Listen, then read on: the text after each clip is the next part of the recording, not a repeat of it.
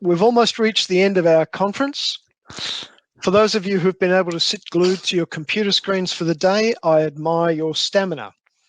For those of you who've dipped in and out as your schedules demanded, I hope we've given you enough food for thought to return to see other parts of the program when the conference is uploaded to our website or broadcast on Sky News Extra, as I believe it will be in due course. For all of you, thanks for your participation, questions and comments. It's my task now in the next few minutes to add some reflections on today's proceedings.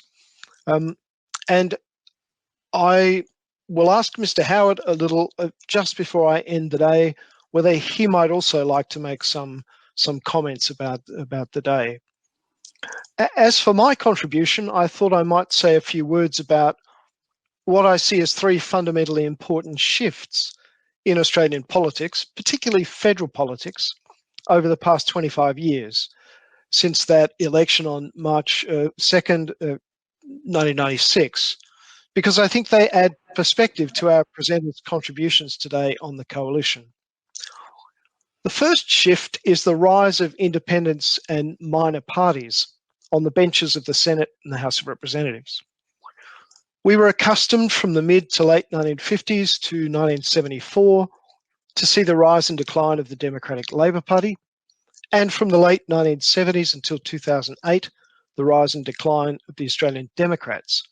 But both, despite having a role in directing preferences for candidates to the House of Representatives, were focused on the Senate and held seats and sometimes the balance of power there. Both of them peaked at about 10 or 11% of the vote. Since 1996, the crossbench has not been empty in either chamber, being occupied by independents elected as independents, currently I think 3 in the House of Reps, and those who've resigned from the major parties, recently 1 in the House of Representatives from the Liberal Party, and another 3 from minor or micro parties, Greens, Centre Alliance, Canada's Australia Party. And we're also accustomed to see now minor parties in the Senate, quite a number of them amounting to 15 out of the 76 senators. So the message for me, in a sense, and I think I mentioned it earlier in the conference, is that the days of party loyalty are, in a sense, over. The Labor, non-Labor duopoly in Australian politics has in effect come to an end. The major parties must work harder to keep their core groups and work harder to convince swinging voters not to make what they could present as a wasted protest vote. Of course, once the balance of power is held by independents, the notion of a wasted vote is difficult to sustain. And thus, the balance of power, especially in the Senate, but increasingly in the reps, is the ground for the political battles and aspirations of today. The second shift that I want to mention is both the relentless 24-hour news cycle, where news has become a commodity to be sold by the established media with special channels and endless commentary, and of course the rise of social media. In my view, there are at least 2 major consequences. The first is the fracturing of audiences for political messaging and news consumption, where audiences are now attuned to their own echoes. There probably always was a Canberra bubble, but its insider status is further accentuated in this new media environment. People go to news sites not so much for information, but for confirmation of their own views. And second is that the rise of social media in particular provides a more accessible platform for independents and minor parties to get their message to their selected audiences, which reinforces my previous point.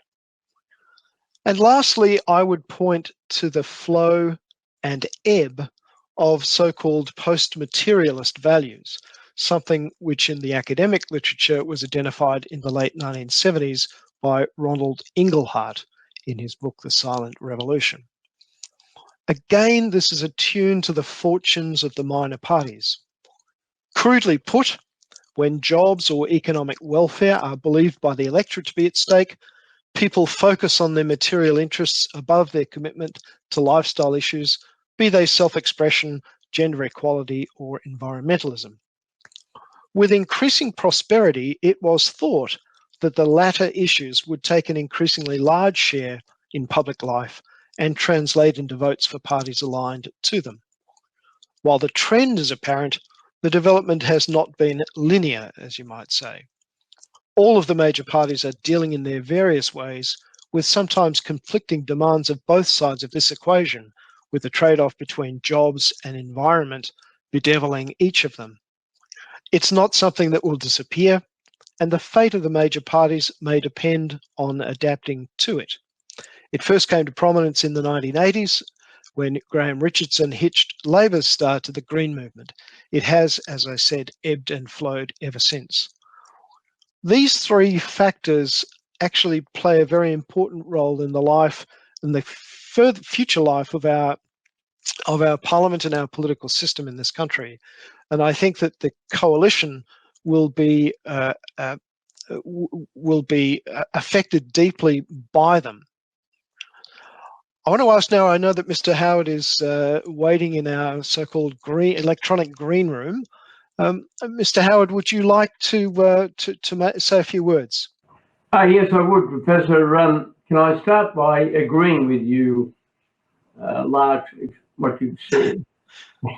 I used to remark that when I got heavily involved in politics in the 50s and 60s, that there was a 40-40-20 rule. 40% always voted Labor and 40% always voted coalition, 20% moved around. And to prove that point, the absolute rock year of Labor fortunes was the 1966 election, when Harold Holt defeated Arthur Calwell of that era. And the Labor vote in that election was still 40% primary vote, yet its primary vote has been way below that now.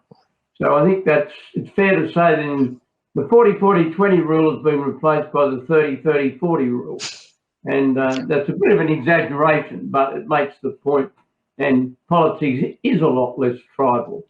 That really leads me on to my next point. One of the real reasons why the coalition I led for almost 12 years worked so very well was that on the central issues that we campaigned on, namely economic management and national security, the views of the senior members of the two parties were virtually indistinguishable.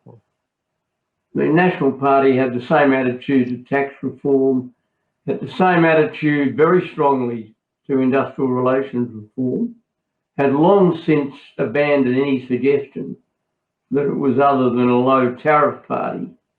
And when you look at so many of those things, sure, there were differences on some Liberals wanted to get rid of the diesel fuel rebate, which incidentally I didn't, thought that which is one of those things that was important to the Bush. But by and large, and of course, when it came to national security, the support I had from Tim Fisher and John Anderson and Mark Vaile and others on our foreign policy was rock solid.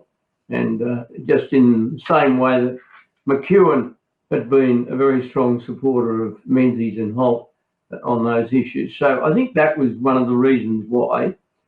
Can I say that I'm indebted to Joel Fitzgibbon for his excellent presentation, particularly for his reminding us that elections are usually close.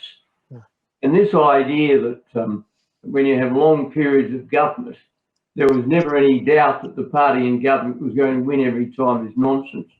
The first few years of the Menzies government were very rocky.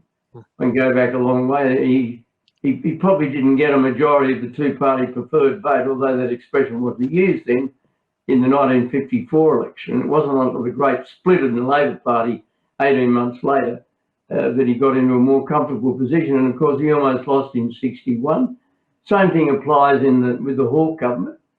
The Hawke government only survived in 1990 because of what you just referred to. That is the deal that was cobbled between the Greens and the Labor Party by Graham Richardson, and my own government, of course, it had a minority of the two-party vote in 1998. Admittedly, we picked up in the next two elections. But every election in Australia is close because we do have a big middle. One of the greatest assets that this country has is that we have a large middle class. And we've got to hang on to that middle class for dear life because it's one of the things that keeps us as cohesive. And that means you don't have this sort of bitter polarisation between the haves and the have-nots. It's a different culture from what exists in both the United States and Great Britain. Can I just, on coalition relations, make an observation that to understand the history and the modern reality of coalition relations, you've got to recognise that relations between the two parties vary across the country. Historically, they've always been very warm and close in New South Wales. And as illustration of that, at the height of the Joe for PM campaign, we kept the deal for a joint Senate ticket in New South Wales. And that was an amazing achievement. And that the deal had prevailed for 40 years. And we kept it. Ian Sinclair and I, assisted by our party organisations, resolved to keep it. And the other thing to remember is that when the Joe for PM campaign finally came to an end, too late to undo the damage that had been done to the coalition, such as it was then, the National Party people from Queensland told me at a crucial meeting I had at my home in Sydney in the middle of 1987, they said to me, we'd have kept going if it hadn't been for the blank blank New South Wales Nationals. And the New South Wales Nationals had said that if there were any Joe for PM candidates running against Liberals, then they would campaign for the Liberals. And in fact, the loyalty of the New South Wales Nationals to the coalition superseded any feelings they had of brotherly love towards their colleagues from Queensland. So I think it's important to remember that, and that it helps explain some of the history. Can I also remind people that often the claim was made of the National Party, they're all protectionists, agrarian socialists. Now I understand why that term is flung around, and maybe on some issues it may have had some relevance, but the truth is that the interventionist mindset towards the Australian economy in the 50s and 60s and into the 70s was common for both parties. The idea that only the Nationals believed in controlling things was nonsense. There were just, I can tell you, there were just as many senior Liberals in the Fraser government who were nervous about and opposed to some of the recommendations of the Campbell inquiry as were leaders of the National Party. And there's a lot of Liberal Party support for high tariffs. I mean, if the late Bert Kelly were alive now, he would testify to that. So this idea that historically it had been a bit of a struggle between the protectionist Nats and the free trade Liberals is not right. And in fact, in the 1980s, when we went into opposition, the biggest arguments internally were within the Liberal Party, particularly in an area like industrial relations. So could I just finish by saying how much I've appreciated the objectivity and the participation. I'm delighted that Rob Borbage made his contribution. He was, to me, admirably stoic in a very difficult situation, and the way in which he coped with the difficulty of our gun laws has always earned my appreciation. I think it was to hear the assessment from Joel Fitzgibbon, his 10 lessons. He's rivaling Jordan Peterson. He needs 2 more, and he'll have 12 lessons for life. But it was a great contribution, and I do finish with this expression. I had an enormous privilege of delivering a eulogy at the recent funeral of Doug Anthony in Murwillumbah, and I said that he was part of the most enduringly successful partnership in Australia's political history, and the relationship between the two parties has been enduringly successful. I found in Tim Fisher, John Anderson and Mark Barth, three men who one could trust completely and whose fidelity to the cause of the coalition was absolute and very, very successful. I thank you and Andrew and the library for organising this excellent seminar. Mr. Howard, thanks so much for your contributions today and for your stamina today as well, but also for your continuing support for the Howard Library. Thank you so much. Well, I think the notion of trust, as Mr. Howard just said it, perhaps underlines the key part of the relationship between the coalition partners, and it's important for perhaps the partners to remind themselves of that. To finish the proceedings today, I've made thanks to Mr. Howard. I want to thank Tony Abbott in particular, our 28th Prime Minister, for addressing us. But I also want to thank all our presenters, but also to acknowledge my wonderful colleagues at the Howard Library, Andrew Blythe, Annette Carter and Trish Burgess, for all the preliminary work to put the conference together, the UNSW Canberra events team and CONSEC, who've organised the mechanics of this virtual event, and the Howard Library's long-term supporters, including Raytheon. Please look forward to the edited volume that will appear before the end of this year, and look out for further Howard Library events. Farewell.